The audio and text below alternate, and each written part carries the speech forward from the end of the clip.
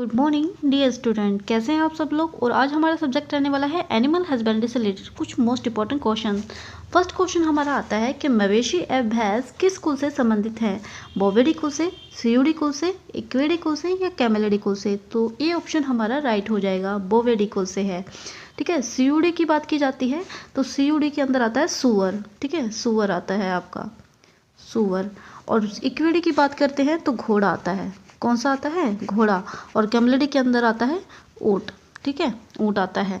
और बोविडी की बात करते हैं तो बोविडी के अंदर गाय हो गया, मवेशी किसको कहा जाता है? गाय हो गया, भैंस हो गया, भेड़ हो गया, बकरी हो गया, सभी के सभी बोविडी कुल से संबंधित होते हैं। ठीक है, फिर अगला क्वेश्चन आता है हमारा सेकंड क्वेश्चन कि बकरी का वंश है कौन सा है? ओविस है, कैप्रा है, बोस है या बुबलिस है। तो बी ऑप्शन हमारा राइट हो जाएगा।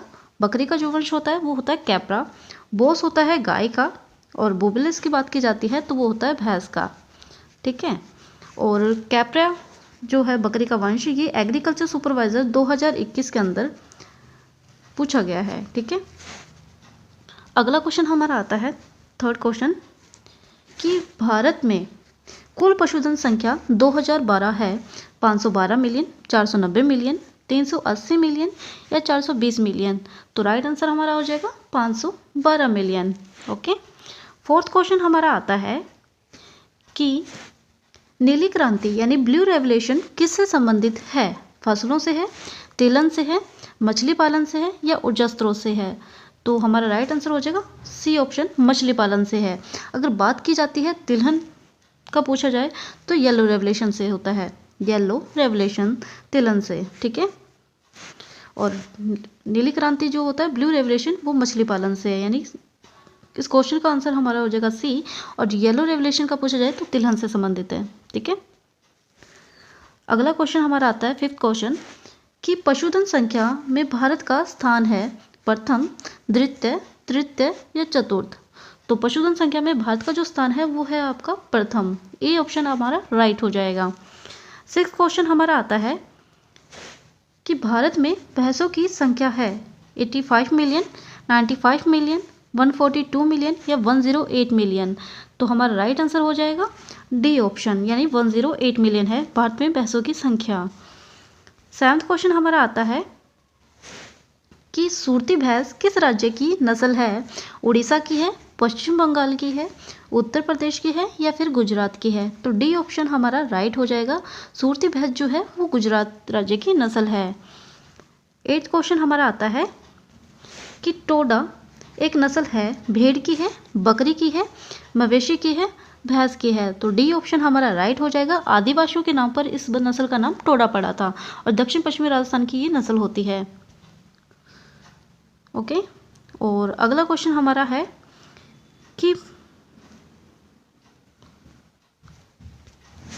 नौवां क्वेश्चन, भैंस की किस नस्ल के दूध में अधिकतम वसा प्रतिशत पाई जाती है? तो किस नस्ल में पाई जाती है? मुर्रा में, मैसाना में, भदावरी में या जाफराबादी में। तो भदावरी जो नस्ल है भैंस की उसमें सबसे ज़्यादा वसा प्रतिशत पाई जाती है। और कितने प्रतिशत पाई जाती है? तो 13%, यानी कि मुर्रा भैंस के अंदर वसा प्रतिशत पाई जाती है। और जो जाफराबादी है इसे मिली एलिफेंट के नाम से जाना जाता है। अगर बात की जाती है तो गाय के अंदर पूछा जाए, गाय के अंदर सबसे ज़्यादा वसा किसके अंदर पाई जाती है? तो जर्सी के अंदर पाई जाती है। ठीक है, और देसी नस्ल की बात की जाती है तो साहीवाल। ठीक है, साहीवाल। ठीक है, अगला क्वेश्चन हमारा आता है कि भैंस, 10वां क्वेश्चन, भैंस की सबसे अधिक दूध देने वाली जो नस्ल है वो है मुर्रा, मैसाना, जाफराबादी या भदावरी। तो हमारा राइट आंसर हो जाएगा ए ऑप्शन, यानी कि मुर्रा जो नस्ल है वो सबसे अधिक दूध देने वाली नस्ल है। 11वां क्वेश्चन हमारा आता है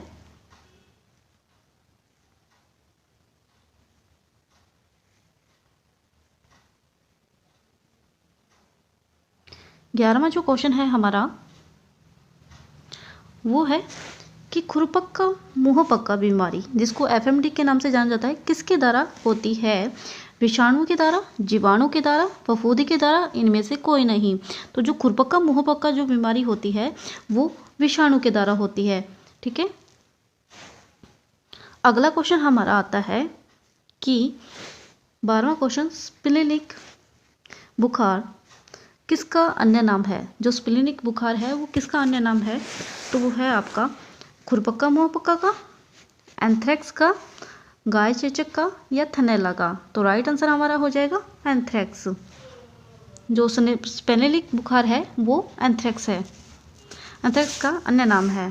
स्पेनिक बुखार जो है किसका अन्य नाम है? एंथ्रेक्स का। 13वां क्वेश्चन हमारा आता है कि गाय की प्रयोजनशील नस्ल है। गाय की प्रयोजनशील नस्ल है तो थारपाकर है, साहिवाल है, सिंधी है या गिर है। तो ए ऑप्शन हमारा राइट हो जाएगा। प्रयोजन जो नस्ल है वो है थारपाकर। सिंधी, साहिवाल, गिर ये कौन सी हैं? तो ये दुग्ध प्रयोजन वाली हैं, यानी मिल्क ब्रीड हैं। फिर अगला क्वेश्चन हमारा आता है 14वां क्वेश्चन कि मवेशी यानी कि कैटल प्लैग किसका अन्य नाम है? तो एंथ्रेक्स का है, अतिसार का है, खुरपक्का मुंहपक्का का है या गाय चेचक का है। तो जो हमारा आंसर हो जाएगा, राइट आंसर वो हो जाएगा अतिसार, यानी कि रिंडरपेस्ट का जो पशु प्लैग जो होता है यानी कैटल प्लैग किसका अन्य नाम है? तो वो होता है रिंडरपेस्ट का नाम होता है। ओके, अगला क्वेश्चन हमारा आता है कि 15वां क्वेश्चन गाय के दूध का पीला रंग किसकी उपस्थिति से होता है? तो कैरोटीन के कारण, एंथोसायनिन के कारण, विटामिन B1 के कारण यानी विटामिन बी के कारण और एल्ब्यूमिन के कारण। तो गाय का जो पीला रंग होता है वो होता है कैरोटीन के कारण। और एग्रीकल्चर सुपरवाइजर 2019 के अंदर जो एग्ज़ाम हुआ था उसके अंदर पूछा गया है। और बात की जाए गाय का सफ़ेद रंग किसके कारण होता है? तो वो होता है कैसिन के कारण। सफ़ेद रंग जो होता है वो होता है कैसिन के कारण। ओके, अगला क्वेश्चन हमारा आता है नेक्स्ट क्वेश्चन 16वां क्वेश्चन गाय के दूध की प्रोटीन क्या कहलाती है? गाय के दूध की प्रोटीन क्या कहलाती है? जीन कहलाती है, लैक्टो एल्ब्यूमिन कहलाती है, कैसेन कहलाती है या एल्ब्यूमिन कहलाती है। तो राइट आंसर हमारा हो जाएगा सी ऑप्शन, कैसेन कहलाती है। ओके, अगला क्वेश्चन हमारा आता है 17वां क्वेश्चन दूध शुगर है, लैक्टोज है, माल्टोज है, ग्लूकोज है या सुक्रोज है। तो राइट आंसर हमारा हो जाएगा ए ऑप्शन, लैक्टोज है। अगला क्वेश्चन हमारा आता है 18वां क्वेश्चन कि दूध में किस तत्व की कमी होती है? दूध में किस तत्व की कमी होती है? मैग्नीशियम की, कैल्शियम की, लोहा की या फास्फोरस की। तो सी ऑप्शन हमारा राइट हो जाएगा। दूध में किस तत्व की कमी होती है? तो लोहा तत्व की कमी होती है। अगला क्वेश्चन हमारा आता है कि राठी 19वां क्वेश्चन राठी किस राज्य में गाय की सामान्य नस्ल है? बिहार की है, पंजाब की है, राजस्थान की है या उत्तर प्रदेश की है। तो सी ऑप्शन हमारा राइट हो जाएगा। राठी जो है वो राजस्थान राज्य की सामान्य नस्ल है। अगला क्वेश्चन हमारा आता है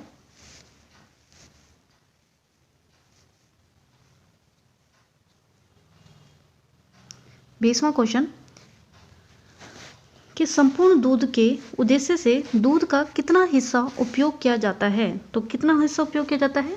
1/2 भाग या फिर 3/4 भाग, 2/3 भाग या 1/3 भाग। तो कितना उपयोग किया जाता है? तो वो किया जाता है आपका 1/3 भाग उपयोग में किया जाता है। ओके, अगला क्वेश्चन हमारा आता है 21वां क्वेश्चन प्रथम क्लोन डोली किस में बनाई गई, यानी किससे बनाई गई थी?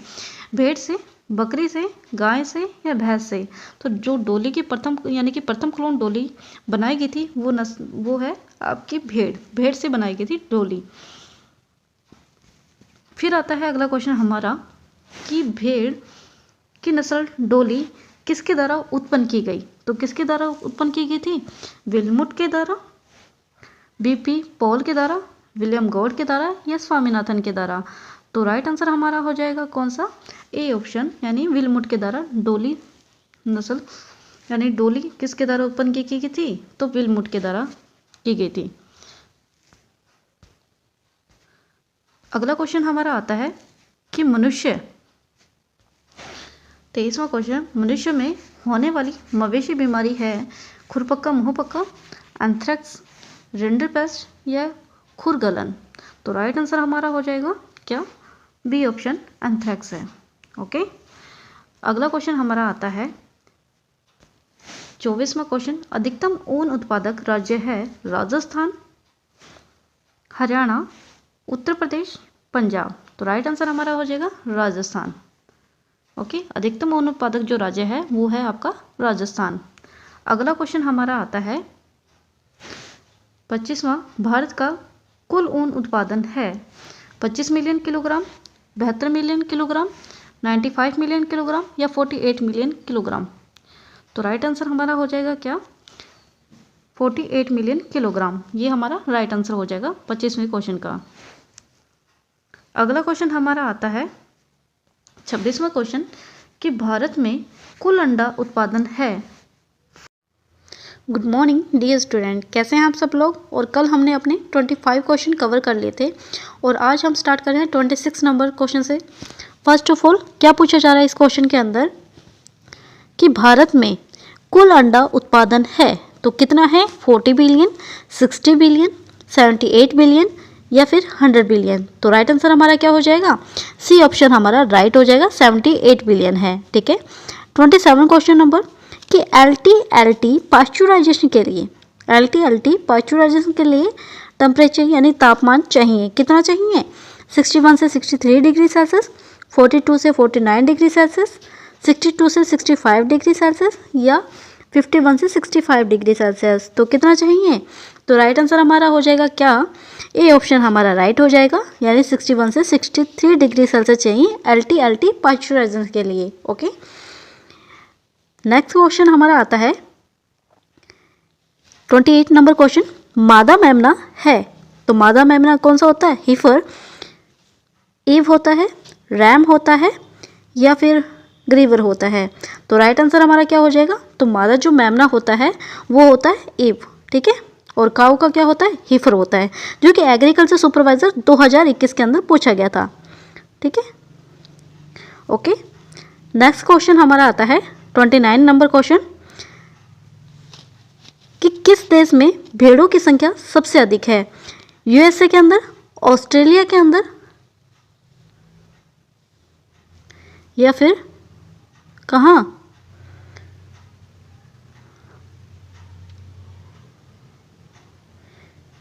यूके के अंदर या फिर भारत के अंदर। ठीक है, तो राइट आंसर हमारा क्या हो जाएगा, राइट आंसर हमारा हो जाएगा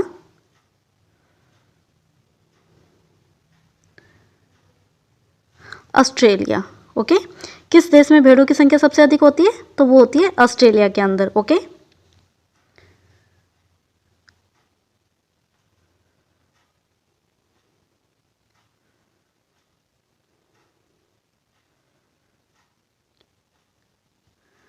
नेक्स्ट क्वेश्चन हमारा आता है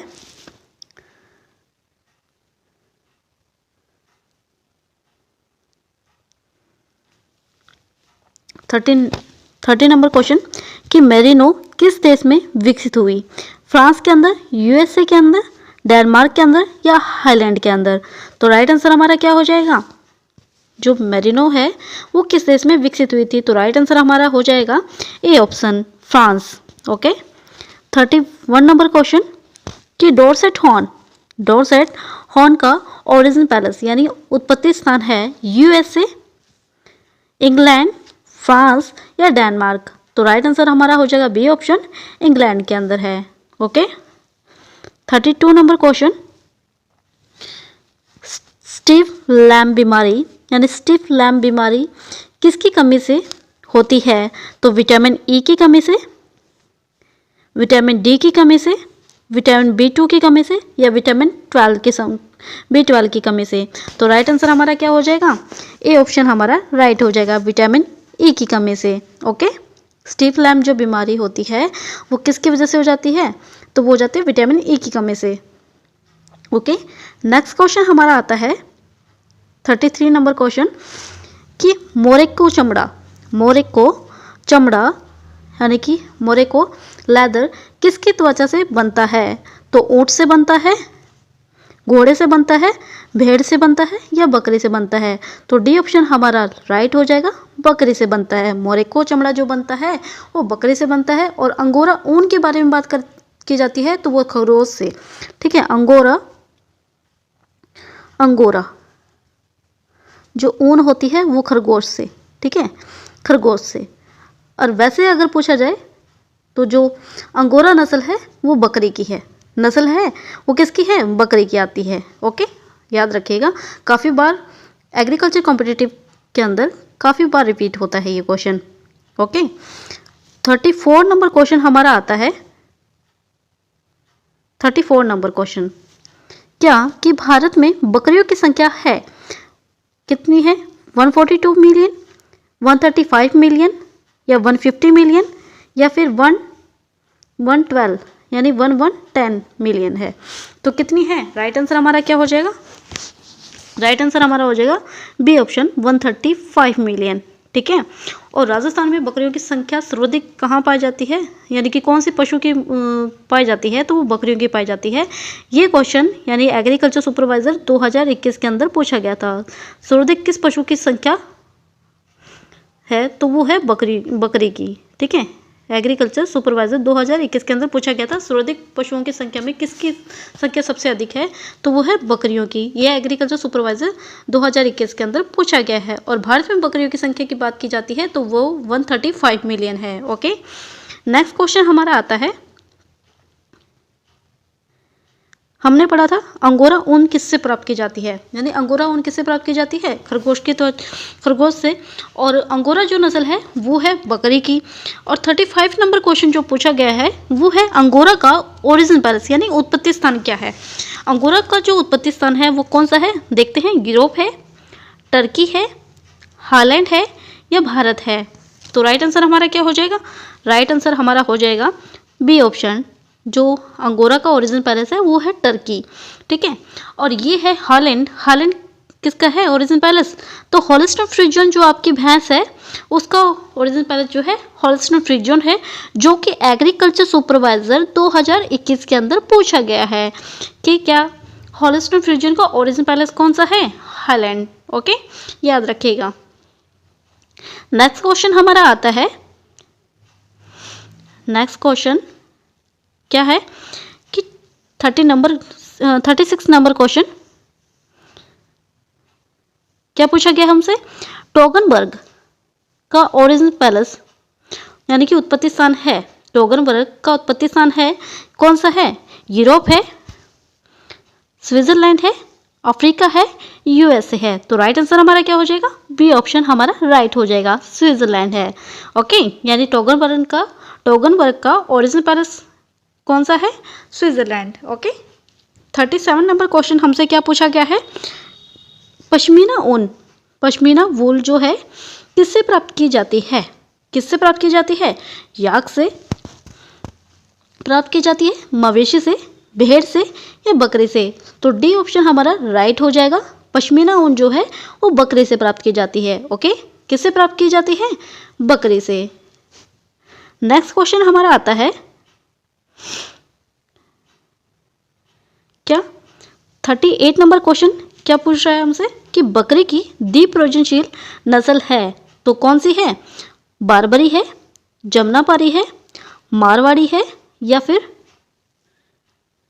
ये क्या है, बैतूल है, ठीक है। तो बकरी की द्विप्रजन नस्ल है वो कौन सी है? द्विप्रजन जो नस्ल है वो कौन सी है?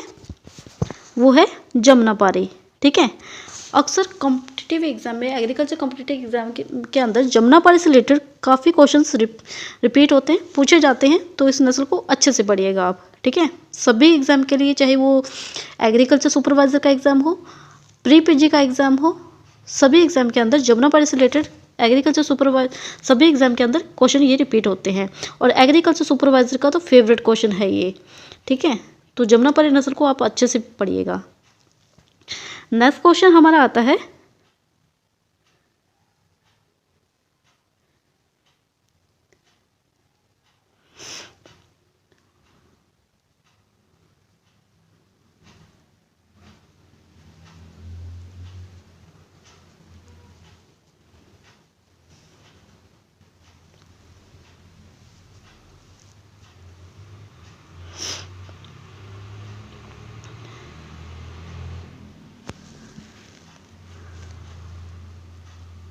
नेक्स्ट क्वेश्चन हमारा आता है 39 नंबर क्वेश्चन कि सूअर के नमकीन मांस को कहा जाता है, सूअर के नमकीन मांस को क्या कहा जाता है? बैकन कहा जाता है, बीफ कहा जाता है, पोर्क कहा जाता है या चिकन कहा जाता है? क्या पूछा गया है? सूअर के नमकीन मांस को क्या कहा जाता है? तो जो सूअर का जो नमकीन मांस होता है उसको बैकन कहा जाता है। ए ऑप्शन हमारा राइट हो जाता है। बीफ की बात करें तो बीफ किसका मांस होता है? तो वो होता है भैंस का मांस को बीफ कहा जाता है। ओके, चिकन की बात आती है तो मुर्गे के मांस को कहा जाता है, मुर्गे के मांस को, मुर्गी के मांस को, मुर्गे के मांस को। ठीक है, पोर्क सिंपल सूअर का जो मांस होता है उसको पोर्क कहा जाता है, सूअर के मांस को। ठीक है, और एक चीज आप याद रखिएगा और इसमें क्वेश्चन पूछ भी लिया जाएगा कि क्या सबसे ज्यादा खास है चैवन। चैवन किसका मांस होता है? तो चैवन जो होता है वो होता है बकरे का मांस। ठीक है, सॉरी, बकरे का मांस होता है, यानी कि जो चैवन होता है वो होता है बकरे का मांस, बकरे के मांस को कहा जाता है। ठीक है, और मटन होता है, मटन वो होता है क्या? भेड़ के मांस को मटन कहा जाता है। ठीक है, और सूअर का नमकीन मांस को हमने पढ़ ही लिया है, उसको बेकन कहा जाता है, बीफ कहा जाता है, भैंस के मांस को पोर्क कहा जाता है, सिंपल सूअर के मांस को, और चिकन कहा जाता है मुर्गी के मांस को। ठीक है, चिकन के मांस को यानी कि जो चिकन का जो मांस होता है उसको सफ़ेद मांस या फिर अन्य मांस को लाल मांस कहा जाता है। ठीक है, 40 नंबर क्वेश्चन, रिकेट्स किसकी कमी से होता है? रिकेट्स जो होता है वो किसकी कमी से होता है? तो विटामिन सी की कमी से, विटामिन डी की कमी से, विटामिन ए की कमी से या विटामिन B12 की कमी से? तो रिकेट्स जो होता है वो किसकी कमी से हो जाता है? बी ऑप्शन हमारा राइट हो जाता है, विटामिन B2 की वजह से। ओके, नेक्स्ट क्वेश्चन आता है हमारा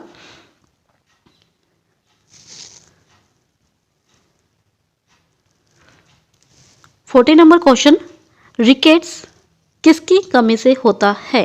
रिकेट्स जो होता है वो हमने पढ़ ही लिया, रिकेट जो होता है विटामिन B2 की कमी से होता है। 41 नंबर क्वेश्चन, रानीखेत है विषाणु रोग, सूत्रकृमि रोग, जीवाणु रोग, फफूंदी रोग? तो राइट आंसर हमारा क्या हो जाएगा? ए ऑप्शन हमारा राइट हो जाएगा, विषाणु रोग है। अगर पूछा जाए FMD किसका है? FMD जो होता है खुरपक्का मुंहपक्का होता है, वो भी विषाणु रोग के द्वारा होता है। ठीक है, और इस बार एग्रीकल्चर सुपरवाइजर 2021 के अंदर FMD जो रोग था उसमें विषाणु रोग न देके ससरक दे रखा था, ससरक दे रखा था। ठीक है, ससरक दे रखा था। क्यों? क्योंकि जो FMD रोग होता है वो एक पशु से दूसरे पशु के संपर्क में आने से हो जाता है। ठीक है, जैसे कचरा वगैरह जिसके से कोई भी पशु है वो साफ सफाई यानी कूड़ा कचरा खा लेता है, या जिसके से बचा हुआ खा लेता है, या फिर इस तरीके से यानी कचरे वाली जो चीज़ें होती है, स्वच्छता से न रहने वाले को ही सबसे ज़्यादा FMD रोग हो जाता है। ठीक है, पशुओं को। तो उस वजह से यानी कि इसमें FMD जो दे रखा था, यानी जो FMD जो बीमारी है वो विषाणु के रोग के द्वारा होती है, विषाणु रोग से हो जाती है। लेकिन इसमें विषाणु न देके इस बार एग्रीकल्चर सुपरवाइजर 2021 के एग्जाम के अंदर ससरक दे रखा था। ओके, और इसकी जो पहचान होती है FMD की क्या क्या होती है?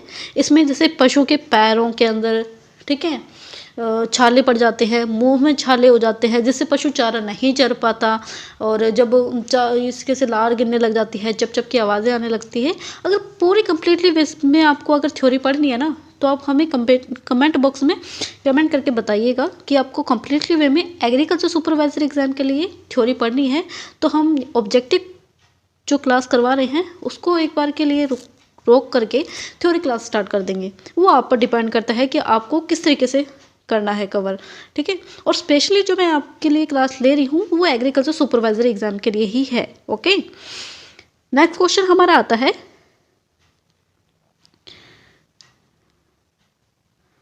क्या 42 नंबर क्वेश्चन, पैर की उंगली ऐंठना रोग यानी कर्ल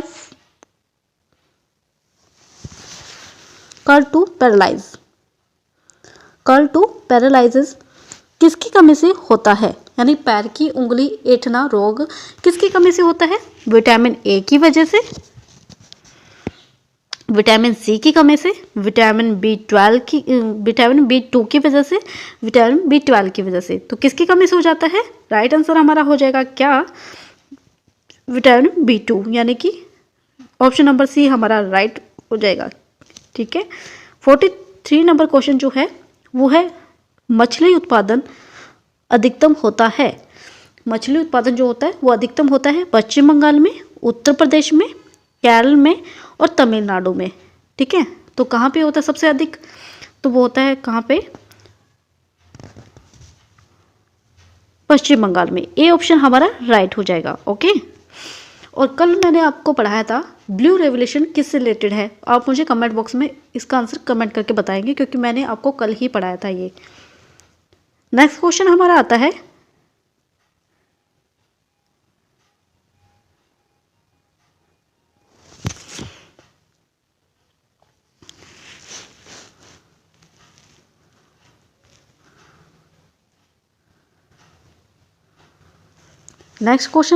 है क्या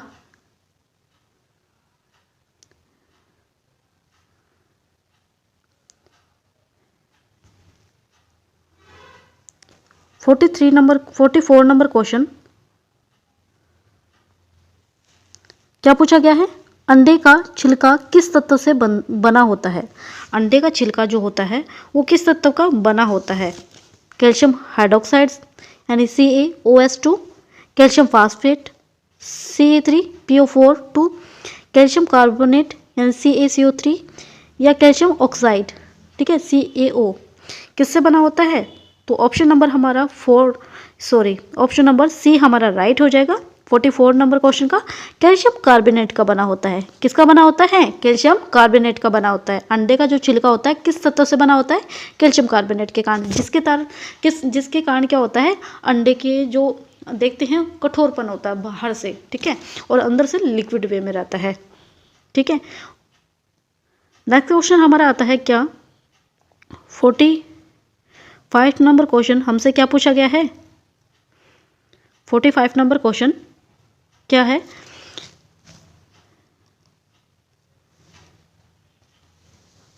कि अंडे की गुणवत्ता किसके द्वारा तय की जाती है? अंडे की गुणवत्ता किसके द्वारा तय की जाती है? तो किसके द्वारा तय की जाती है? कैटलिंग के द्वारा, एनियलिंग के द्वारा, तापमान परीक्षण टेम्परेचर टेस्ट के द्वारा या पीएच मान के द्वारा। तो किसके द्वारा जांच की जाती है? अंडे की गुणवत्ता किसके द्वारा तय की जाती है? तो किसके द्वारा तय की जाती है? वो की जाती है कैनलिंग के द्वारा। किसके द्वारा? कैनलिंग के द्वारा। 46 नंबर क्वेश्चन क्या है? कि अंडे का पीला रंग किसकी वजह से होता है? अंडे का जो पीला रंग है वो किसकी वजह से होता है? कैरोटीन की वजह से, एंथोसाइनिन की वजह से, विटामिन बी की वजह से या जैंथोफिल की वजह से। तो ऑप्शन नंबर हमारा डी राइट हो जाएगा, जैंथोफिल की वजह से। अंडे का जो पीला रंग होता है वो किसकी वजह से होता है? वो हो जाता है जैंथोफिल की वजह से। ठीक है। और कैरोटीन, दूध का पीला रंग किसकी वजह से होता है? कल ही मैंने आपको पढ़ाया था किसकी वजह से होता है? कैरोटीन की वजह से, दूध का पीला रंग। ओके। और दूध का सफ़ेद रंग पूछा जाए, अगर सफ़ेद रंग पूछा जाए, दूध का पीला रंग तो होता है कैरोटीन की वजह से। अगर सफ़ेद रंग पूछा जाए, सफ़ेद रंग, दूध का सफ़ेद रंग कैसीन की वजह से। किसकी वजह से?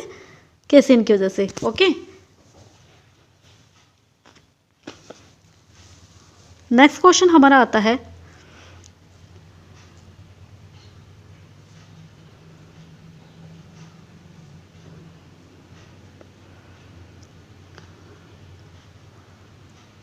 क्या?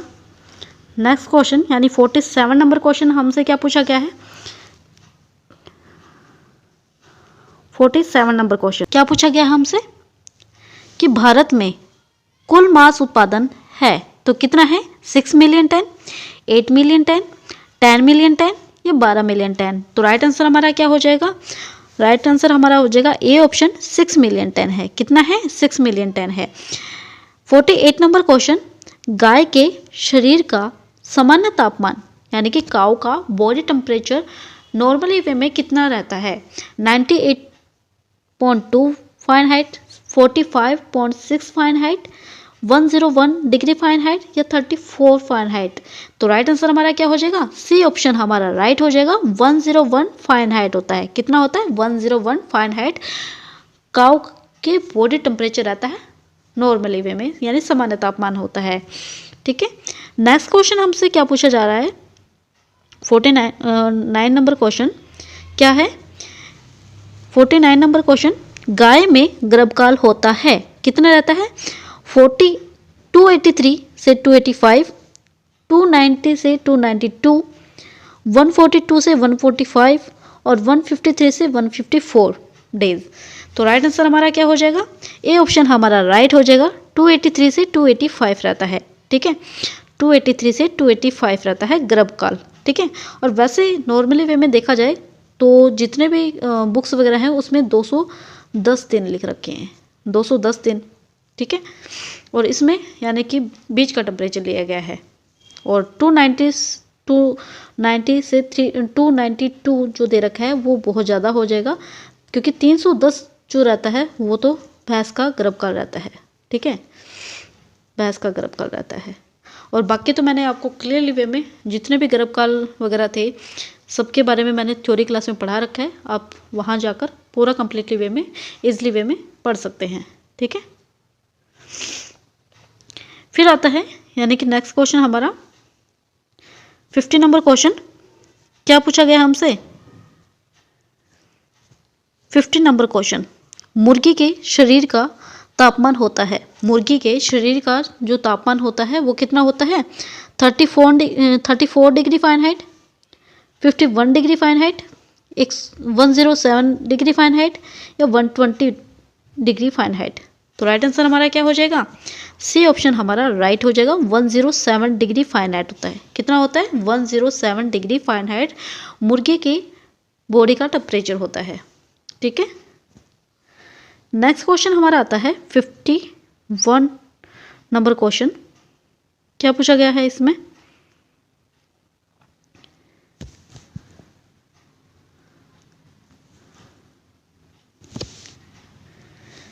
फिफ्टी 51 नंबर क्वेश्चन, भेड़ के मांस को क्या कहते हैं? भेड़ के मांस को क्या कहते हैं? मटन कहते हैं, चिकन कहते हैं, पोर्क कहते हैं या बीफ कहते हैं? तो भेड़ का जो मांस होता है, मैंने पहले जब क्लास स्टार्ट की थी तब भी बता दिया था और अब वापस रिपीट कर देती हूँ। भेड़ का जो मांस होता है उसको मटन कहा जाता है। भेड़ के मांस को क्या कहा जाता है? मटन कहा जाता है। वहीं पे बात आती है चिकन किसके मांस को कहा जाता है? तो मुर्गी के मांस को कहा जाता है। ठीक है, और बीफ कहा जाता है भैंस के मांस को, भैंस के मांस को।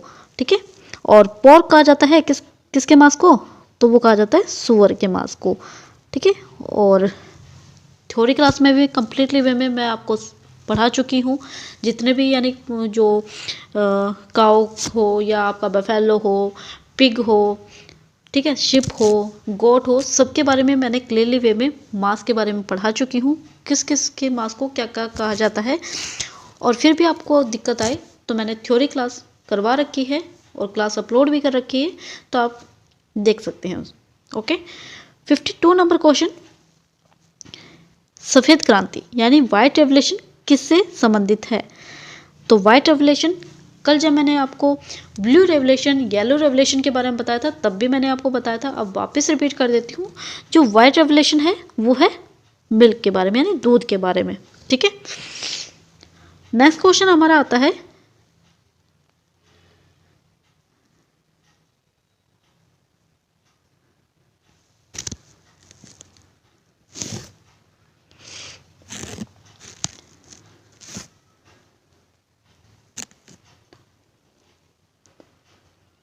नेक्स्ट क्वेश्चन हमारा आता है क्या? 1 सेकेंड।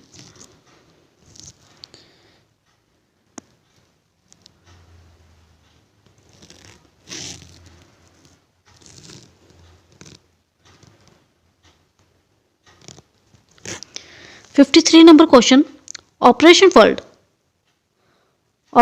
फ्लड किससे संबंधित है?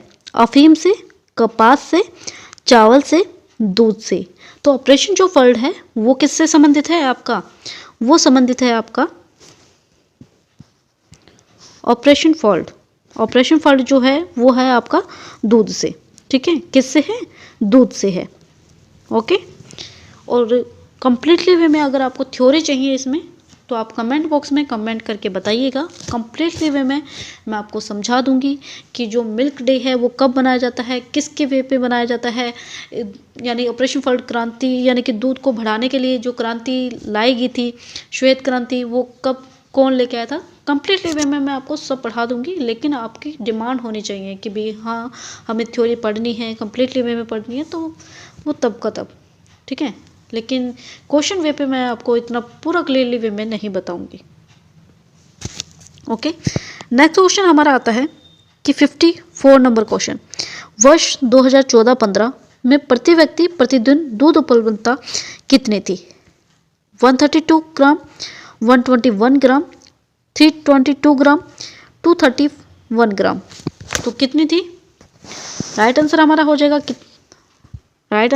जाएगा 54 नंबर क्वेश्चन का सी ऑप्शन राइट हो जाएगा हमारा, 322 ग्राम, ओके। कितना हो जाएगा? सी ऑप्शन हमारा राइट हो जाएगा 322 ग्राम, ठीक है। और एक चीज़ मैं आपको बता दूं, ये तो ये ऑप्शन जो है क्वेश्चन है वो अक्सर कई बार पूछा जाता है, चाहे वो टीचर लेवल का एग्ज़ाम हो या फिर आपके एग्रीकल्चर कॉम्पिटिटिव एग्ज़ाम। श्वेत क्रांति जो लेके आए थे उनका नाम क्या था? तो वर्गीस कुरियन, नाम याद रखेगा, ठीक है, वर्गीस कुरियन, ठीक है।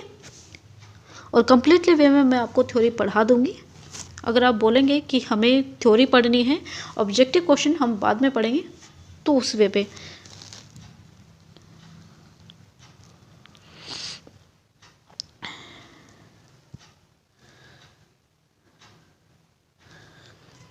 फिफ्टी 55 नंबर क्वेश्चन, भारत में कुल दूध उत्पादन 2016-17 है, कितना है? 160 million ton, 97.1 million ton, 80 million ton, 60 million ton.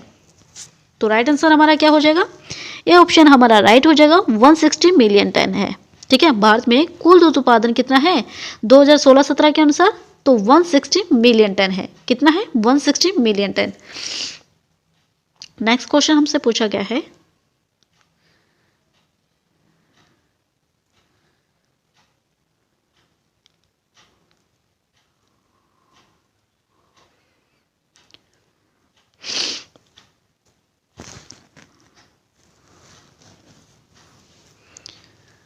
Fifty 56 number question, दुग्ध क्षेत्र में सहकारिता का सबसे सफलतम उदाहरण है आनंद, सिंजिनेटा,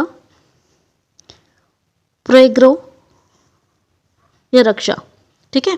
आनंद है, सिंजिनेटा है, प्रोएग्रो या फिर रक्षा। तो राइट आंसर हमारा क्या हो जाएगा? राइट आंसर हमारा हो जाएगा ए ऑप्शन हमारा राइट हो जाएगा, आनंद, ठीक है।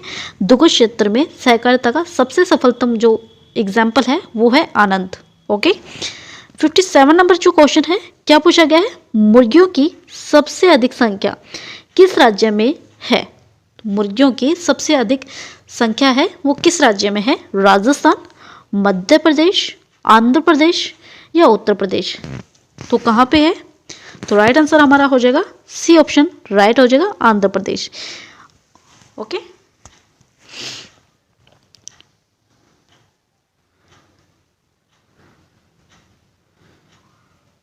नेक्स्ट क्वेश्चन हमारा आता है 58 नंबर क्वेश्चन, मोरैक्स बीमारी पाई जाती है, मोरैक्स जो बीमारी है वो पाई जाती है मवेशी में, मुर्गियों में, भेड़ में या बकरी में।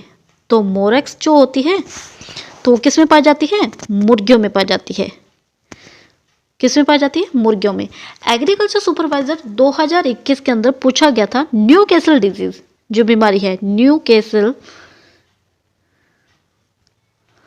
जो बीमारी है वो किस में पाई जाती है? मुर्गियों में पाई जाती है, ठीक है। एग्रीकल्चर सुपरवाइजर 2021 के अंदर पूछा गया था, ठीक है, याद रखिएगा। वापस रिपीट हो सकता है, तो हमेशा आप जब भी कोई कॉम्पिटिटिव एग्जाम दे, ये जरूरी नहीं है एग्रीकल्चर के अंदर ही ऐसा होता है, जिसका भी आप एग्जाम देते हैं पुराने क्वेश्चन जरूर पढ़ के जाइएगा, क्योंकि 5% से अबव, 50% से अबव पुराने क्वेश्चन में ही से ही रिपीट होता है। 2018 के अंदर एग्रीकल्चर सुपरवाइजर का जो एग्ज़ाम हुआ था, यानी 2019 के अंदर एग्रीकल्चर सुपरवाइजर का एग्ज़ाम हुआ था, और उसमें एक पूछा गया था बारबेडेसी चेरी किसे कहा जाता है।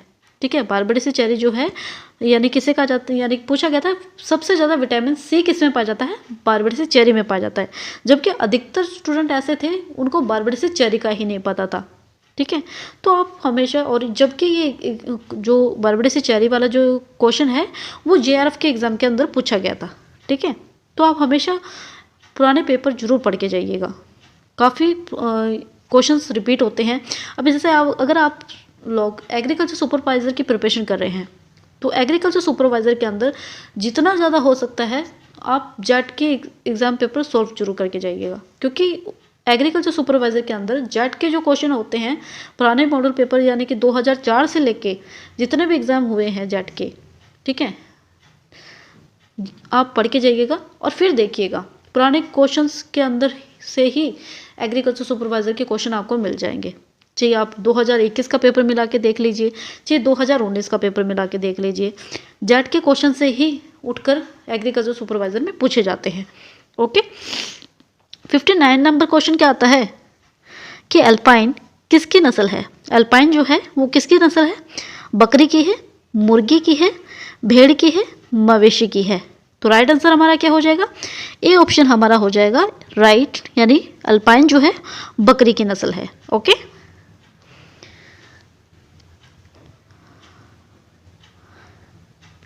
नेक्स्ट क्वेश्चन हमसे पूछा गया है 16 नंबर क्वेश्चन, भेड़ की सबसे ऊंची नस्ल है। भेड़ की सबसे ऊंची नस्ल है कौन सी, डेकानी है, बीकानेरी है, नेलोरी है या नीलगिरी है। तो कौन सी है भेड़ की सबसे ऊंची नस्ल, ऑप्शन नंबर सी हमारा राइट हो जाएगा, नेलोरी है। ठीक है, फिर आता है और बीकानेरी से एक चीज़ मैं आपको बता दूं, बीकानेरी की ऊँट यानी कि जो बीकानेरी नस्ल का जो ऊँट है वो सबसे सुंदर नस्ल का ऊँट होता है। ओके, सबसे सुंदर होता है बीकानेरी नस्ल का ऊँट। ठीक है, फिर आता है 61 नंबर क्वेश्चन, विश्व में मेरिनो ऊन का कितना प्रतिशत योगदान है। 90%, 25%, 50%, 80%। तो विश्व में मेरिनो ऊन का कितना प्रतिशत योगदान रहता है। तो राइट आंसर हमारा क्या हो जाएगा, राइट आंसर हमारा हो जाएगा डी ऑप्शन 80%। और एक चीज़ मैं आपसे पूछना चाहती हूँ, कमेंट बॉक्स में कमेंट करके जरूर बताइएगा राजस्थान की मेरिनो भेड़ की किस नस्ल को कहा जाता है। राजस्थान की मेरिनो किस नस्ल को कहा जाता है। ठीक है, कमेंट बॉक्स में कमेंट करके जरूर बताइएगा। और एग्रीकल्चर सुपरवाइजर 2021 में आप लोगों से ये पूछा भी गया है, तो आप जरूर बताइएगा। ओके, नेक्स्ट क्वेश्चन हमारा आता है क्या, नेक्स्ट क्वेश्चन आता है हमारा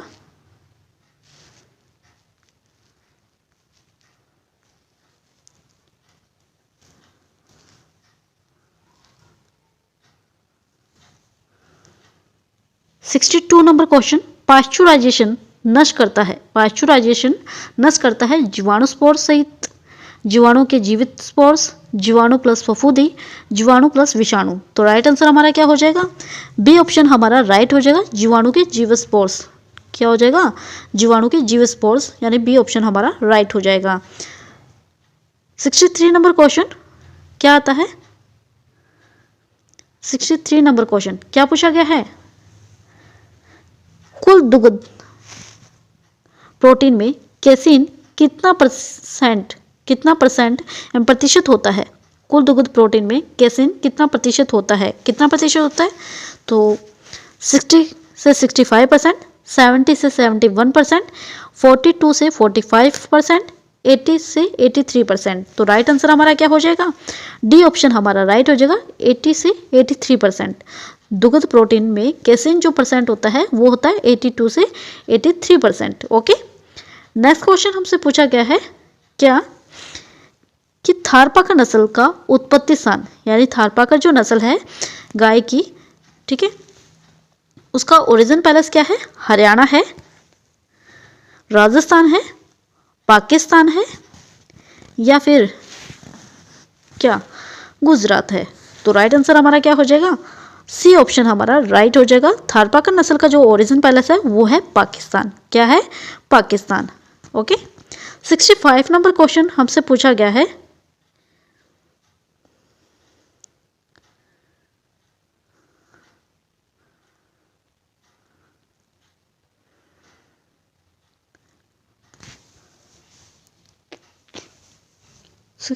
नंबर क्वेश्चन क्या पूछा गया हमसे?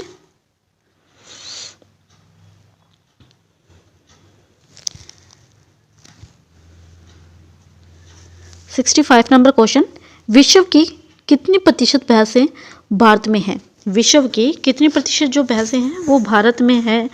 30% है, 20% है, 40% है या 50% है? तो डी ऑप्शन हमारा राइट हो जाएगा। विश्व की जो 50% भैंसें हैं वो भारत में हैं।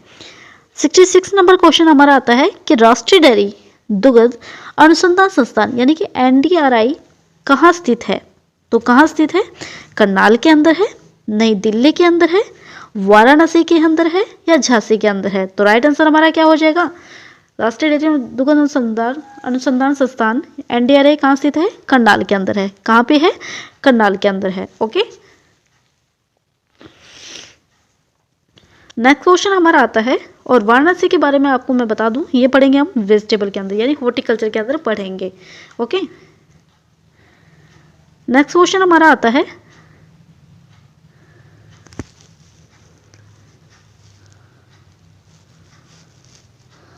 (67) नंबर क्वेश्चन क्या पूछा गया है? 67 नंबर क्वेश्चन के अंदर कि भारतीय पशु चिकित्सा अनुसंधान संस्थान IVRI कहाँ स्थित है? कहाँ स्थित है? दिल्ली के अंदर है, करनाल के अंदर है, इज्जत नगर के अंदर है या झांसी के अंदर है? तो राइट आंसर हमारा हो जाएगा सी ऑप्शन राइट हो जाएगा, इज्जत नगर के अंदर। ठीक है, जो कि एग्रीकल्चर सुपरवाइजर 2019 के अंदर पूछा भी गया है।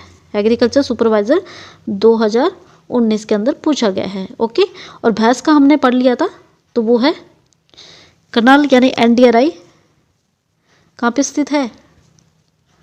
करनाल के अंदर है। ठीक है, अभी जस्ट हमने पढ़ा था। ठीक है। नेक्स्ट क्वेश्चन हमारा आता है क्या कि 68 नंबर क्वेश्चन, घोड़ों से संबंधित राष्ट्रीय अनुसंधान केंद्र कहाँ स्थित है? घोड़ों से संबंधित राष्ट्रीय अनुसंधान केंद्र कहाँ स्थित है?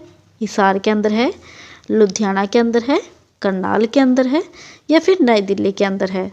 तो कहाँ पे है?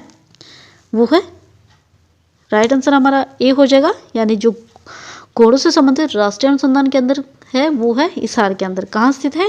हिसार के अंदर। नेक्स्ट क्वेश्चन हमारा आता है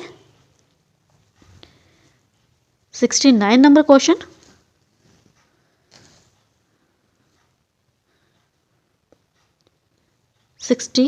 नंबर क्वेश्चन आता है हमारा, जुगाली करने वाले पशुओं का पेट कितने भागों में बटा होता है? कितने भागों में बटा होता है? 1 भाग में, 2 भाग में, 3 भाग में, 4 भाग में? तो जुगाली करने वाले जो पशुओं का जो पेट होता है वो बटा होता है 4 भाग में। ओके, राइट ऑप्शन हमारा डी हो जाएगा। जुगाली करने वाले पशुओं का जो पेट होता है वो 4 भागों में बटा होता है। ठीक है, और थ्योरी हमने पहले भी इसकी पढ़ी ली थी, किस तरीके से बटा होता है, क्यों बटा होता है और किस वे पे डिवाइडेशन किया गया है, तो आप थ्योरी क्लास में देख लीजिएगा। नेक्स्ट क्वेश्चन हमारा आता है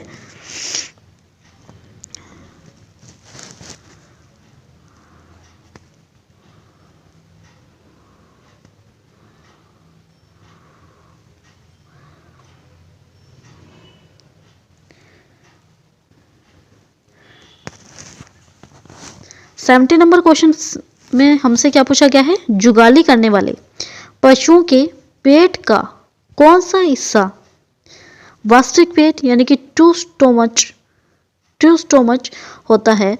ओमेजम, ओबेमेजम, रूमेन, रेटिकुलम? तो राइट आंसर हमारा क्या हो जाएगा? बी ऑप्शन हमारा राइट हो जाएगा, यानी कि ओमेजम। ठीक है, जुगाली करने वाले पशुओं के पेट का कौन सा हिस्सा वास्तविक पेट यानी ट्रू स्टोमच होता है?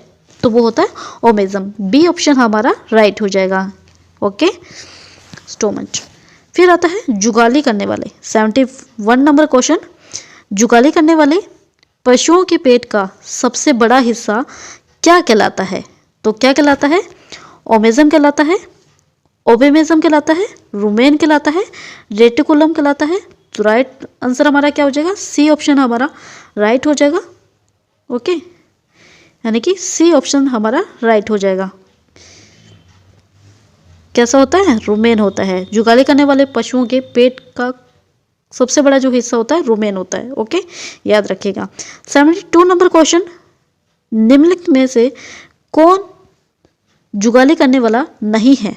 घोड़ा है, भेड़ है, घोड़ा है, भेड़ दोनों है। तो राइट आंसर हमारा क्या हो जाएगा? राइट आंसर हमारा हो जाएगा A option.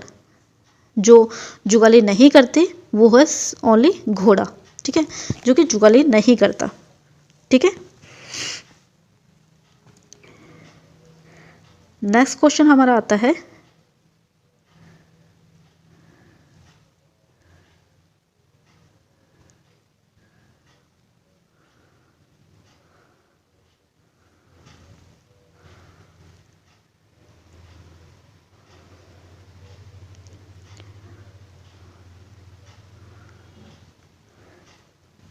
Seventy three number question हमसे क्या पूछा गया है? 73 नंबर क्वेश्चन के अंदर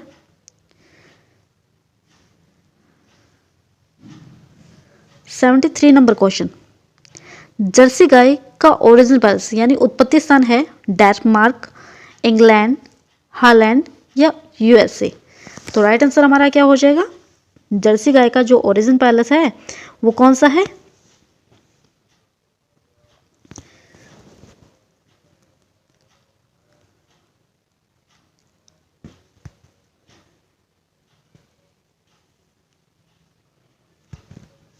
इंग्लैंड है।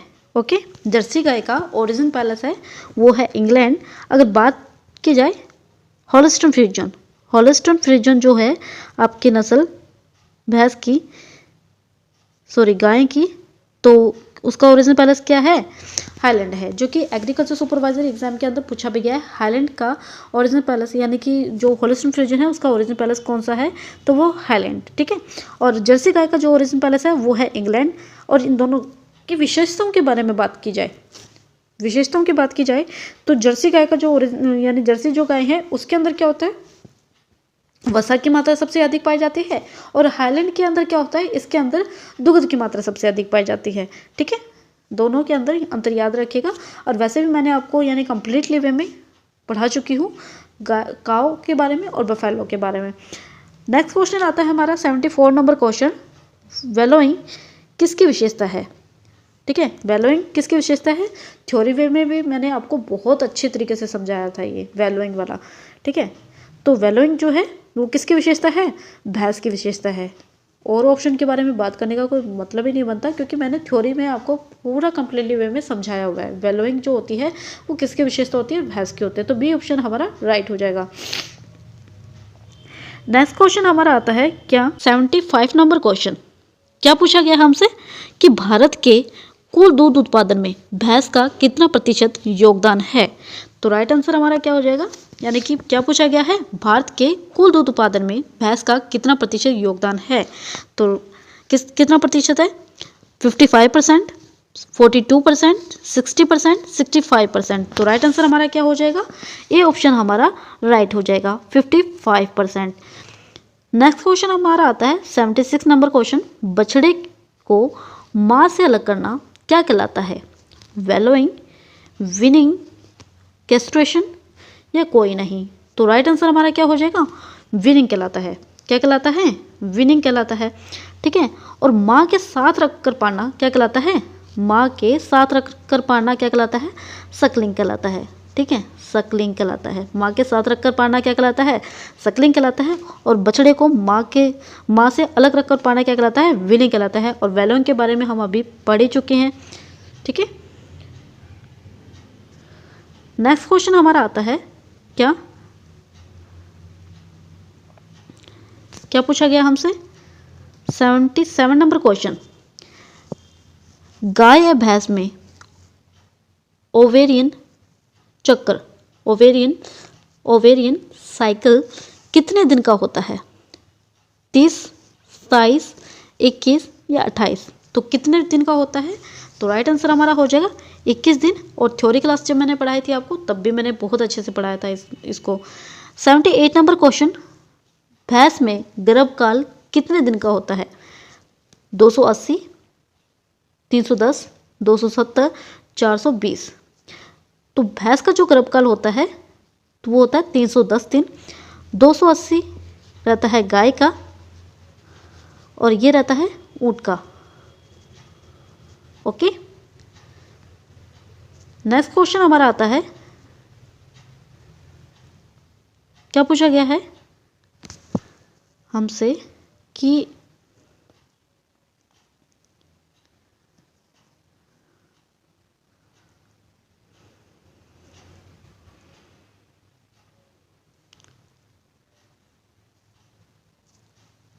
सेवेंटी 79 नंबर क्वेश्चन, पशुओं में ऋतुकाल अवस्था को क्या कहते हैं? पूर्व मध्यकाल, मध्यकाल, अंत मध्यकाल, द्विमध्यकाल? राइट आंसर हमारा क्या हो जाएगा? पशुओं में ऋतुकाल यानी हीट अवस्था को क्या कहा जाता है? तो वो कहा जाता है पूर्व मध्यकाल यानी प्रोस्टर्स कहा जाता है, यानी पूर्व मध्यकाल कहा जाता है। पशुओं में ऋतुकाल की अवस्था को प्रोस्टर्स कहा जाता है। ओके, नेक्स्ट क्वेश्चन हमारा आता है, क्या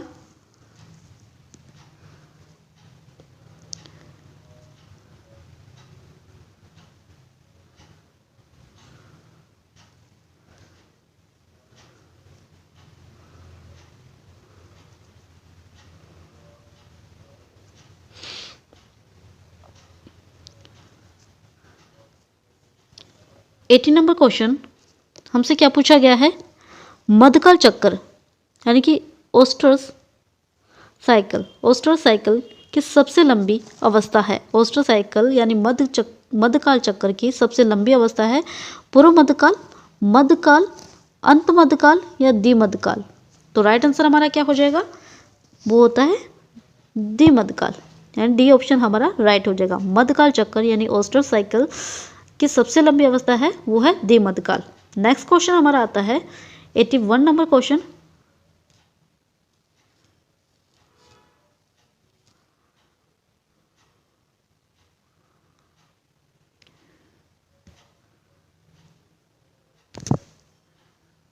क्या पूछा गया हमसे 81 नंबर क्वेश्चन के अंदर? गाय में भ्रूण यानी गर्भ का निवर्सन यानी कि एक्सप्रेशन कहलाता है काविंग, फैरोइंग, किडिंग या फिर पपिंग? तो वो क्या कहलाता है? गाय में भ्रूण गर्भ का निवर्सन यानी एक्सप्रेशन कहलाता है, तो वो कहलाता है काविंग। ठीक है, क्या कहलाता है? काविंग कहलाता है। 82 नंबर क्वेश्चन हमसे क्या पूछा गया है कि भेड़ में प्रसव जाना जाता है, भेड़ में प्रसव जाना जाता है काविंग, लैम्बिंग, फैरोइंग, पपिंग? तो किसे कहते हैं भेड़ में प्रसव को? तो लैम्बिंग कहा जाता है। क्या कहा जाता है? लैम्बिंग कहा जाता है। और गाय में भ्रूण के गर्भ का निवर्सन यानी कि एक्सप्लोशन क्या कहलाता है? काविंग कहलाता है। ठीक है,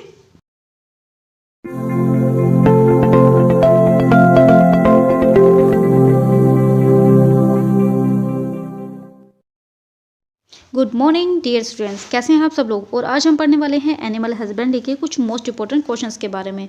वीडियो को स्टार्ट करने से पहले आप वीडियो को लाइक और सब्सक्राइब करना न भूलें और बेल आइकन को प्रेस कर लीजिएगा, जिससे कि आपको मेरी क्लास का नोटिफिकेशन निरंतर मिलता रहे। फर्स्ट ऑफ ऑल, भारत में भैंसों की संख्या है तो 85 मिलियन है। वहीं पर बात की जाती है कि गाय के दूध का पीला रंग किसके कारण होता है? कैरोटीन के कारण। अगर पूछा जाए गाय के दूध का सफ़ेद रंग किसके कारण होता है? तो कैसेन के कारण होता है। एग्रीकल्चर सुपरवाइजर 2019 के अंदर पूछा गया था कि गाय के दूध का पीला रंग किसके कारण होता है? कैरोटीन के कारण होता है। ठीक है, फिर अगला क्वेश्चन हमारा आता है कि साइलेज के लिए सबसे उपयुक्त फसल कौन सी है? तो वो है आपकी मक्का। कौन सी फसल है? मक्का है। अगर पूछा जाए हे के लिए सबसे उपयुक्त फसल कौन सी है? तो बरसीम है। अगर दोनों ही चीज़ें बनाई जाती है तो उपयुक्त फसल कौन सी रहेगी? जेई। ठीक है। फिर आता है भारत का दूध उत्पादन में विश्व का कौन सा स्थान है? तो प्रथम है। अगर पूछा जाए राजस्थान का तो द्वितीय स्थान है। ठीक है। फिर आता है बछड़ों में सींग रोधन की उपयुक्त आयु है? तो 4 से 10 दिन। दूध में किसकी कमी होती है? दूध में लोहा प्लस विटामिन सी की कमी होती है। बी और सी ऐसे विटामिन हैं जो कि जल में घुलनशील है, और ए हो गया, डी हो गया, ई हो गया और के हो गया वसा में घुलनशील विटामिन होते हैं। ठीक है। फिर आता है दूध में किसकी अधिकता होती है? तो कैल्शियम एफ सल्फर की अधिकता होती है। हे को कितनी प्रतिशत नमी यानी मॉइस्चर पर भंडारित किया जाता है? 12 से 14% पर भंडारित किया जाता है। पशुओं की कोशिका में कौन सा पॉलीसेकेराइड भंडारित होता है? तो ग्लाइकोजन होता है। मुर्गी की ब्रॉयलर उद्देश्य हेतु सबसे उपयुक्त नस्ल कौन सी है? तो सबसे उपयुक्त नस्ल कौन सी है? तो सबसे उपयुक्त नस्ल जो है वो प्लाईमाउथ रॉक है। अगर पूछा जाए अंडे के लिए तो व्हाइट लेग हॉर्न होती है। ठीक है। अंडे के लिए यानी कि इसमें तो पूछ लिया ब्रॉयलर, यानी कि ब्रॉयलर मतलब मांस के लिए हेतु उपयुक्त नस्ल प्लाईमाउथ रॉक। अगर पूछा जाए अंडे के लिए तो व्हाइट लेग हॉर्न। कुक्कुट पालन का आवश्यक वसीय अमल कौन सा है? तो लिनोलिक अमल। ताज़ा दूध का पीएच मान होता है तो 6.5 से 6.7 रहता है। खुरपक्का मुंहपक्का रोग यानी एफएमडी रोग का कारण है विषाणु वायरस। एग्रीकल्चर सुपरवाइजर हो गया, चाहे जेट हो गया, हर एग्रीकल्चर कॉम्पिटिटिव एग्जाम के अंदर ये क्वेश्चन हजारों बार रिपीट होता है कि खुरपक्का मुंहपक्का रोग का कारण क्या है? तो विषाणु वायरस। और इस एग्रीकल्चर सुपरवाइजर एग्जाम के अंदर 2021 के अंदर जो एग्रीकल्चर सुपरवाइजर का एग्जाम हुआ था उसमें ये विषाणु और वायरस न देखी सहस्रक दे रखा था। ठीक है। तो याद रखिएगा इस बार भी। मनुष्य में होने वाली पशुओं की बीमारी कौन सी है? तो वो है एंथ्रेक्स। ठीक है। कौन सी है? एंथ्रेक्स है। और एग्रीकल्चर सुपरवाइजर 2018 के अंदर ये क्वेश्चन रिपीट हुआ था इस टाइप से कि कौन से पशु का पोस्टमार्टम नहीं किया जाता? कौन से पशु की बीमारी में पशु का पोस्टमार्टम नहीं किया जाता? तो वो एंथ्रेक्स बीमारी होती है जिसमें पशुओं का पोस्टमार्टम नहीं किया जाता। चीरा लगाने पर सड़े हुए मक्खन की जैसी बदबू आती है। ठीक है। फिर आता डोरसेट हॉर्न नस्ल का उत्पत्ति स्थल है? तो इंग्लैंड है। भारत में बकरियों की संख्या है तो 140 मिलियन है। और इस बार क्वेश्चन एग्रीकल्चर सुपरवाइजर 2021 के अंदर रिपीट हुआ था कि पशु गणना में कौन से पशु की संख्या में बढ़ोतरी हुई थी? तो वो थी बकरी की। फिर आता है आपका अगला क्वेश्चन, मोरक्को लेदर किससे प्राप्त होता है? तो बकरी से होता है। अगर पूछा जाए अंगोरा ऊन तो खरगोश से। पश्मीना ऊन किससे प्राप्त होती है? तो बकरी से। गाय के खीस में एल्ब्यूमिन व ग्लोबुलिन की प्रतिशतता होती है तो 11.34% होती है। गाय के खीस में प्रोटीन प्रतिशतता होती है 17.8%। भैंस के खीस में यानी कोलेस्ट्रॉल में प्रोटीन प्रतिशत होता है तो वो होता है 21.4%। अगला क्वेश्चन हमारा आता है कि भारत में सबसे ज़्यादा ऊन उत्पादक राज्य है? तो राजस्थान है। ठीक है। रानीखेत रोग है विषाणु जनित। और एग्रीकल्चर सुपरवाइजर 2019 के अंदर पूछा गया था न्यू कैसल डिजीज कौन सी बीमारी का नाम है? तो रानीखेत रोग था। ठीक है। अंडे के ऊपर कितने छिद्र पाए जाते हैं? 600 से 800 छिद्र पाए जाते हैं। अंडे का पीला रंग किसके कारण होता है? तो जैंथोफिल के कारण होता है। मुर्गियों की सबसे अधिक संख्या किस राज्य में है? तो आंध्र प्रदेश में। अंडे का कौन सा स्थान है यानी कि कौन से रैंक पे आता है? तो 14वें स्थान पर आता है। मोरेक्स रोग पाया जाता है कुक्कुट में। विश्व में ऊन उत्पादन में मेरिनो का योगदान है तो 80% है। कौन सा? मेरिनो का 80% है ऊन उत्पादन में। और एग्रीकल्चर सुपरवाइजर 2021 में ये क्वेश्चन रिपीट हुआ था कि राजस्थान की मेरिनो किसे कहा जाता है? तो चोकला नस्ल को कहा जाता है। किसे कहा जाता है? चोकला को। जुगाली करने वाले पशुओं का पेट कितने भागों में बटा होता है? तो 4। जुगाली करने वाले पशुओं के पेट का सबसे बड़ा हिस्सा कौन सा होता है? रुमेन होता है। जर्सी गाय का उत्पत्ति स्थान कौन सा है? इंग्लैंड। और एग्रीकल्चर सुपरवाइजर 2021 के अंदर पूछा गया था किसका? होलिस्टन फ्रिजियन का। ठीक है। किसका पूछा गया था? होलिस्टन फ्रिजियन का। कौन सा है? हाईलैंड। ठीक है। होलिस्टन फ्रिजियन का उत्पत्ति स्थान कौन सा है? हाईलैंड है। इसमें पूछा गया है जर्सी गाय का उत्पत्ति स्थान इंग्लैंड है। और होलिस्टन फ्रिजियन एग्रीकल्चर सुपरवाइजर 2021 के अंदर पूछा गया था कि होलिस्टन फ्रिजियन का उत्पत्ति स्थान कौन सा है? तो हाईलैंड है। ठीक है। अगला क्वेश्चन हमारा आता है कि भारत के दूध उत्पादन में भैंस का योगदान है 55%, वहीं पे भारत के दूध उत्पादन में गाय का योगदान है 42% और भारत के कुल दूध उत्पादन में बकरी का योगदान कितना है तो 2.9%। ठीक है। मध्यकाल चक्र की सबसे लंबी अवस्था है द्विमध्यकाल। ठीक है। पशुओं में ऋतुकाल यानी कि हीट अवस्था को कहते हैं तो पूर्व मध्यकाल। भेड़ में प्रसव क्रिया को कहते हैं तो लैम्बिंग कहते हैं। क्या कहते हैं? लैम्बिंग। दूध स्राव का प्रारंभ कहलाता है लैक्टोजेनेसिस। क्या कहलाता है? लैक्टोजेनेसिस। 1 मिली दूध उत्पादन के लिए कितना खून थन से गुजरता है तो 400 से 500 ml। अंडकोश को अंडकोश थैली के अंदर ऊपर चढ़ जाने की स्थिति को क्या कहते हैं तो क्या कहा जाता है? उसे कहा जाता है क्रेप्टोरोटिज्म। ठीक है, क्रेप्टोरोटिज्म। फिर आता है रेफेज यानी कि सूखा चारा में नमी की मात्रा कितनी होती है? 10 से 15%। रेफेज में क्रूड रेशा कितना होता है तो 18% से अधिक होता है। ठीक है। क्रूड रेशे में टीडीएन यानी टोटल डाइजेस्टिव न्यूट्रिएंट्स होता है तो कितना? 60% से कम होता है। कोमल चारे में नमी होती है 40 से 60%। दलहनी चारे में पाच्य क्रूड प्रोटीन होती है 2.5 से 3%। अदलहनी चारे में पाच्य क्रूड प्रोटीन होता है 0.5 से 1%। दलहनी चारे में कुल सुपाच्य पोषक तत्व होता है तो 30 से 40% होता है। गाय के दूध उत्पादन हेतु पोषक तत्वों के वर्जन करने की क्षमता होती है 38% रहती है। बकरी में पोषक तत्व परिवर्तन क्षमता होती है कितनी रहती है? 45 से 71%। बकरी में बंध्याकरण की उपयुक्त आयु है 2 से 4 सप्ताह और क्यों किया जाता है? अधिक मांस उत्पादन के लिए। मुर्गी में अंडा उत्पादन किस आयु में शुरू हो जाता है? 5 से 51 या 2 माह के अंदर और 72वें सप्ताह के बाद में अंडा देना बंद कर देती है, जिसे ब्रूडी हैन कहते हैं, जो कि कल मैंने आपको पढ़ा दिया था।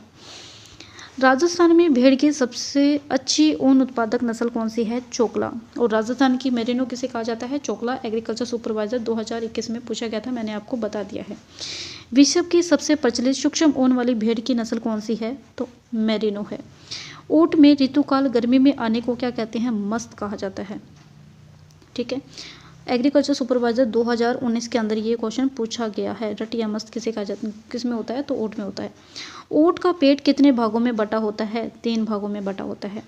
ऊंट के पेट में कौन सा भाग उपस्थित नहीं होता? ओमेजम उपस्थित नहीं होता। ठीक है। फिर आता है सर्वाधिक ऊन देने वाली भेड़ की नस्ल कौन सी है? तो जैसलमेरी है। ठीक है। भारत और राजस्थान में। छापर के नाम से भेड़ की किस नस्ल को जाना जाता है? तो चोकला को जाना जाता है। मेवाड़ क्षेत्र में भेड़ की कौन सी नस्ल पाई जाती है? तो सोनाड़ी पाई जाती है। उपनाम चनोथर या फिर चनोचर है। ठीक है। चनोथर या फिर चनोचर है। केंद्रीय ऊन विश्लेषण प्रयोगशाला कहाँ स्थित है? बीकानेर के अंदर है। और कब इसकी स्थापना हुई थी? 1965 के अंदर।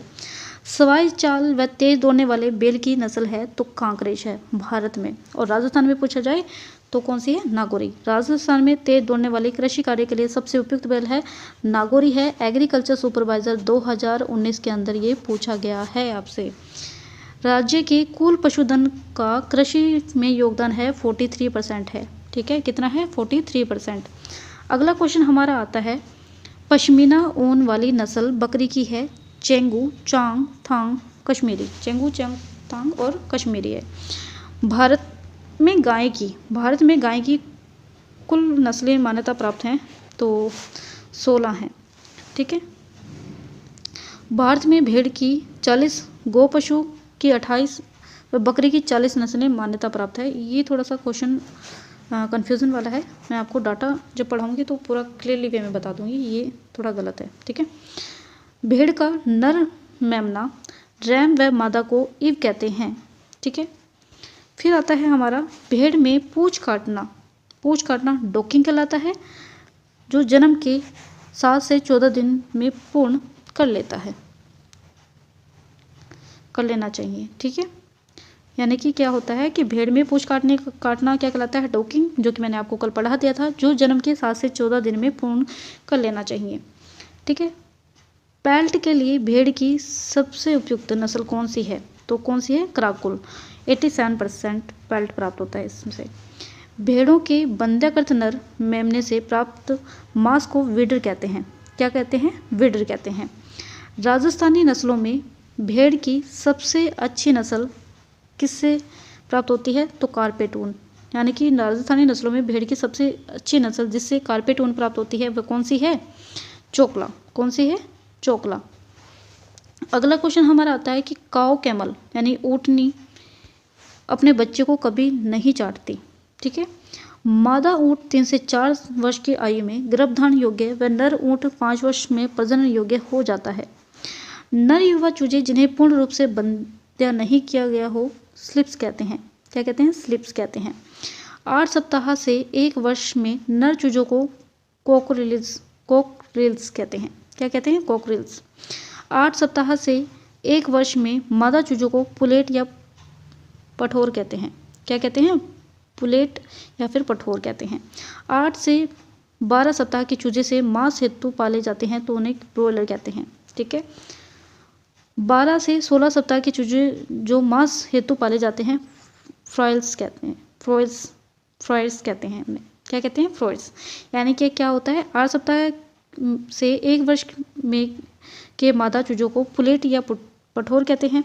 8 से 12 सप्ताह के चूजे जो मांस हेतु पाले जाते हैं उन्हें ब्रॉयलर कहते हैं। और 12 से 16 सप्ताह के चूजे जो मांस हेतु पाले जाते हैं उन्हें क्या कहते हैं? फ्रॉयल्स कहते हैं। 8 सप्ताह से कम सप्ताह के चूजे जो मांस हेतु पाले जाते हैं उन्हें रोस्टर्स कहते हैं। क्या कहते हैं? रोस्टर्स। ठीक है। इन तीनों को याद रखिएगा, काफ़ी कन्फ्यूज़न वाले हैं तो इसलिए आप अच्छे से इसको अध्ययन कीजिएगा जिससे आपको कन्फ्यूज़न ना रहे। ठीक है। फिर आता है दूध में उपस्थित यानी कि वसा गोलिकाओं का आकार कितना होता है? यानी कि 0.5 से 10.5 माइक्रोन होता है। सेपरेटर दूध का अपेक्षित घनत्व कितना रहता है? तो 1.036 होता है। कितना होता है? 1.036। बकरी के दूध का अपेक्षित घनत्व 1.035 होता है। दूध में एग्लूटिनेशन कणों के अपमिश्रण का पता करने के लिए सेडिमेंटेशन, ठीक है, सेडिमेंटेशन टेस्ट किया जाता है। कौन सा टेस्ट किया जाता है? Sedimentation test. यानी सेपरेटर दूध का अपेक्षित घनत्व 1.036 होता है। बकरी के दूध का अपेक्षित घनत्व 1.035 होता है। दूध में एग्लूटिनेशन कणों के अपमिश्रण का पता करने के लिए सेडिमेंटेशन टेस्ट किया जाता है। कौन सा टेस्ट किया जाता है? सेडिमेंटेशन। फिर अगला क्वेश्चन हमारा आता है कि दूध में मेस्टाइटिस यानी कि थैलेला रोग का पता करने के लिए स्ट्रिप का परीक्षण किया जाता है। ठीक है। दूध की ताप स्थिरता का पता करने के लिए COP परीक्षण किया जाता है। कौन सा परीक्षण किया जाता है? COP परीक्षण। दूध की अम्लता ज्ञात करने के लिए अल्कोहल परीक्षण किया जाता है। दूध के pH मान तथा ताप परीक्षण का पता करने के लिए एलाज़ाराइन परीक्षण किया जाता है। एलिज़ाराइन परीक्षण किया जाता है। कौन सा परीक्षण किया जाता है? एलिज़ाराइन का परीक्षण किया जाता है। ठीक है। फिर आता है ऊँट की औसत हृदय दर 30 बीट्स मिनट होती है। भारत में पशुधन से प्राप्त कुल आय का 70 से 75% दूध से प्राप्त होता है। मक्का में 71% संपूर्ण पाच्य तत्व पाया जाता है। ठीक है। भारतीय मानकों के अनुसार गेहूं में चकोर में कच्ची प्रोटीन जो होती है वो 13% होती है। कितनी होती है? 13%। एक चूजे के लिए पहले सप्ताह में ब्रूडर में 100 सेंटीमीटर स्थान आवश्यक होता है। कितना स्थान आवश्यक होता है? 100 सेंटीमीटर। ठीक है। 50 ग्राम वजन के एक अंडे में 6.5% कच्ची प्रोटीन होती है। सेपरेटर दूध पाउडर में कुल दूध ठोस का 95% होता है। खाने की मलाई में दूध वसा 20 से 25% होती है। अंडे देने वाली मुर्गियों के राशन में कच्ची प्रोटीन जो होती है वो 14% तक आवश्यक होती है। अगर आपसे पूछा जाए कि दूध स्राव का प्रारंभ कहलाता है लैक्टोजेनेसिस होती है। ठीक है। यानी कि दूध स्राव का प्रारंभ कहलाता है लैक्टोजेनेसिस। अगर पूछा जाए दूध उतारने के लिए कौन सा हार्मोन उत्तरदायी है तो एग्रीकल्चर सुपरवाइजर 2019 में आपसे ये पूछा गया है कि दूध उतारने के लिए कौन सा हार्मोन उत्तरदायी है तो ऑक्सीटोसिन होता है। कौन सा होता है? ऑक्सीटोसिन। और दूध स्राव के लिए कौन सा हार्मोन उत्तरदायी होता है? ठीक है। उतारने के लिए पूछा जाए तो ऑक्सीटोसिन और दूध स्राव के लिए कौन सा हार्मोन उत्तरदायी होता है तो वो होता है प्रोलैक्टिन। तीनों क्वेश्चन बहुत कन्फ्यूज़न करने वाले हैं और आप इसे अच्छे से पढ़िएगा जिससे कि आपको कन्फ्यूज़न दूर हो जाए। यानी कि दूध स्राव का प्रारंभ होता है लैक्टोजेनेसिस। दूध उतारने के लिए कौन सा हार्मोन उत्तरदायी होता है? ऑक्सीटोसिन। और दूध स्राव के लिए कौन सा हार्मोन उत्तरदायी होता है? तो वो होता है प्रोलैक्टिन। ठीक है, तो आज के लिए इतना ही। और क्लास अच्छी लगी तो लाइक और सब्सक्राइब करना न भूलें। धन्यवाद।